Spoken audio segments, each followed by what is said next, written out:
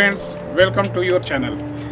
आज हम बात करेंगे गुलाब की फीडिंग की। बहुत दिनों से आप लोग वेट कर रहे हो कि राहुल जी कब फीडिंग स्टार्ट करेंगे गुलाब की और कब ये वीडियो अपलोड करेंगे। पहले ये मैं आप लोगों को बता दूं कि गुलाब उगाना कोई रॉकेट साइंस नहीं है। अपने दिमाग से आप लोग ये निकाल दो कि ये बहुत बड़ा कोई रॉकेट साइंस है और इसमें बहुत बड़ा दिमाग लगाने की ज़रूरत है। गुलाब हम लोग अपनी खुशी के लिए, हम लोग अपनी हॉबी के लिए लगाते हैं, तो इसको तो पहली बात अपनी टेंशन नहीं बनानी है कि उनका कैसा गुलाब हो रहा है, मेरा ऐसा क्यों हो रहा है।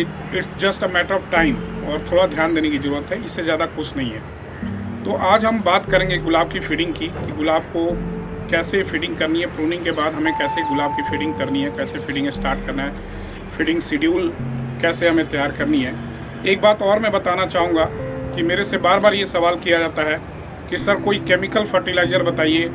जो कलकत्ता में 100, 200, 250 गुलाब आते हैं, संजय मुखर्जी के पौधे में 200, 250 गुलाब होते हैं। कोई केमिकल फार्मूला ऐसा है जो मेरे को आप बताइए, या किसी और के पौधे में कलकत्ता में बहुत गुलाब आते हैं, वो क्या है।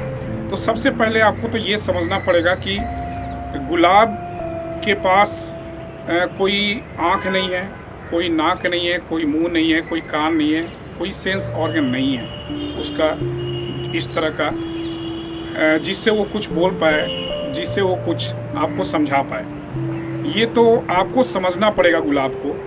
गुलाब प्यार का भूखा है, खाना का भूखा नहीं है। आप जितना प्यार दीजिएगा गुलाब को, उतना रिटर्न में वो आपको देगा। आप खाना भूल जाइए, फीडिंग भूल जाइए, आप सिर्फ उसको प्यार दीजिए। आप उसके साथ कुछ टाइम स्पेंड कीजिए, उसको समझिए, कुछ देखिए, उसको बैठ के देखिए, उसके पत्तों को देखिए, एक एक चीज वो बोलता है। अगर पत्ते पीले हैं तो बताना चाह रहा है कि मेरे अंदर कुछ प्रॉब्लम आ गई है, ये आपको समझना पड़ेगा।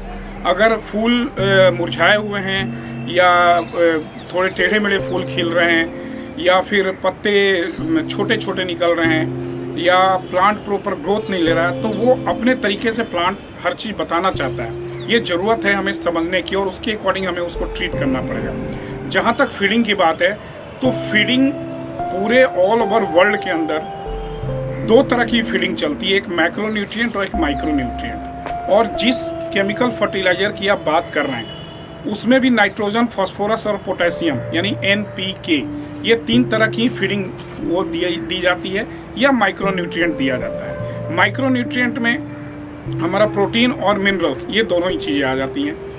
तो जो NPK है मैक्रो न्यूट्रिएंट में आता है, नाइट्रोजन, फास्फोरस एंड पोटेशियम। जो नाइट्रोजन है वो प्लांट्स के ऊपर यानी जड़ के ऊपर वाला जो पार्ट है उस पे वो काम करता है, और जो फास्फोरस है वो ज़मीन के अंदर जो रूट पार्ट है उस पे वो काम करता है, और जो पोटेशियम है वो प्लांट के ओवरऑल प्लांट लाइक फ्रूट पे, पत्तों पे, उनके कलर्स पे, फ्लावर्स के कलर पे, उस पे काम करता है। तो ये 3 तरह की फीडिंग अगर आप प्रॉपर ढंग से दे रहे हैं तो डेफिनेटली आपका गुलाब राइज करेगा, गुलाब उठेगा। जो NPK मार्केट में अवेलेबल है 19-19-19, वो एक बैलेंस्ड आप कह सकते हैं कि एक मैक्रो न्यूट्रिएंट है। और जो कलकत्ता में या कहीं और जो है ऊपर लेवल के जो रोजारियंस है वो जो फीडिंग देते हैं उसमें कई बार वो नाइट्रोजन को कम कर देते हैं, फास्फोरस को बढ़ा देते हैं, पोटेशियम को वो कम कर देंगे। इस तरीके से वो फीडिंग वो तैयार करते हैं, वो एक अलग लेवल का है।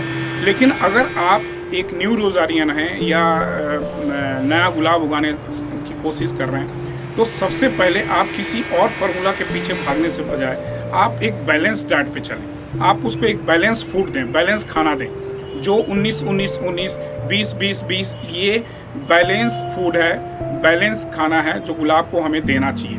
और अगर आप यही करते हैं तो ऑल ओवर इंडिया के अंदर कई लोग सिर्फ NPK पे ही 100-150 फूल गुलाब के अंदर अपने लेकर आ रहे हैं, वो भी आप कर सकते हैं। तो कैसे देना है, अभी हम फीडिंग करेंगे। प्रूनिंग के बाद जो हमें फीडिंग देनी है वो NPK और MgSO4 पे देनी है। वो किस मात्रा में कैसे देनी है वो मैं आपको बताने की अभी कोशिश कर रहा हूँ, वो पहले आप सीखें। मैं 20 ग्राम, ये 20 ग्राम मैंने ले लिया ये NPK, और 20 ग्राम NPK को लेके मैंने ये बाल्टी के अंदर डाल दिया। अब इसके बाद जो मैं ले रहा हूँ इसमें ये मैग्नीशियम सल्फेट है, यानी कि MgSO4।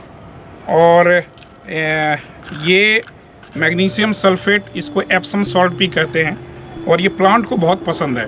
तो जितना NPK हमने लिया है उसका हाफ यानी 2:1 का रेशियो हम लेते हैं।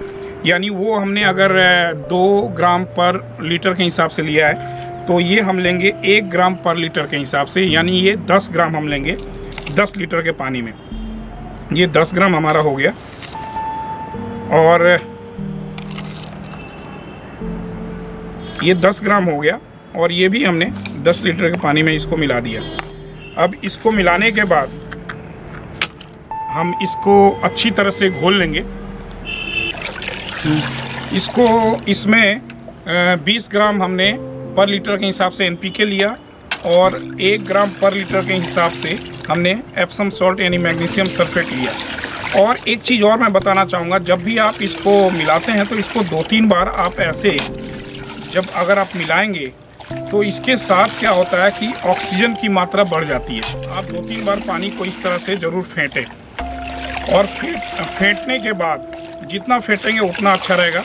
इससे ऑक्सीजन की मात्रा पानी के अंदर बढ़ जाती है, जो रूट में भी पानी के साथ चला जाएगा और इससे प्लांट को बहुत बेनिफिट मिलेगा। और ये इस तरह से फेंटने के बाद ये 1 लीटर का मग है, इसमें हाफ लीटर हर प्लांट के अंदर हम हाफ लीटर के करीब हम डालेंगे।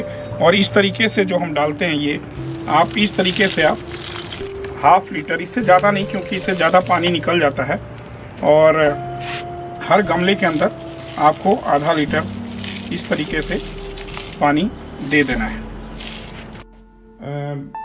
गुलाब को एप्सम सॉल्ट यानी कि मैग्नीशियम सल्फेट बहुत पसंद है और मैग्नीशियम सल्फेट में मैग्नीशियम है और सल्फर है। मैग्नीशियम जो है वो प्लांट के अंदर जो क्लोरोफिल जो होता है, जो प्लांट टिश्यू के अंदर जो क्लोरोफिल होता है उसका ये सेंट्रल कोर है। और जो सल्फर है वो प्लांट प्रोटीन और प्लांट हार्मोन का जो वाइटल पार्ट है। तो आप समझ सकते हैं मैग्नीशियम सल्फेट कितना इम्पोर्टेंट है गुलाब के लिए और इसको बहुत पसंद भी है। और एक चीज़ आप फीडिंग करते समय एक बात आप हमेशा ध्यान रखें कि एक कहावत है कि अगर सस्ती दवाई भी हो लेकिन अगर आपको विश्वास है कि ये दवा ठीक कर देगी तो कोई भी बीमारी उससे ठीक हो जाती है। और महंगी से महंगी दवाई हो और आपको उस पर भरोसा नहीं है कि ये दवाई ठीक कर पाएगी बीमारी या नहीं कर पाएगी, तो वो महंगी से महंगी दवाई भी वो बीमारी को ठीक नहीं कर पाती है। तो सारा खेल जो है विश्वास का है। आप विश्वास के साथ फीडिंग करेंगे और डेफिनेटली इसका असर आपको देखने को मिलेगा। और इसके बाद जो फीडिंग करनी है, माइक्रो न्यूट्रिएंट की फीडिंग करनी है, वो आगे आने वाले वीडियो में बताने वाला हूँ मैं कि माइक्रो न्यूट्रिएंट की कैसे फीडिंग करनी है। और इसके अलावा माइक्रो न्यूट्रिएंट के अलावा और क्या फीडिंग करनी है वो भी मैं बताने वाला हूँ। और ये जो एप्सम सॉल्ट और यानी मैग्नीशियम सल्फेट और NPK का जो फीडिंग है ये कम से कम हफ्ते में आपको 2 बार जरूर करना है। ये फीडिंग आपको करनी है 2 बार। और आप आगे आने वाले वीडियो का इंतजार करें और तब तक के लिए आप सुखी रहें, स्वस्थ रहें। Keep blessings.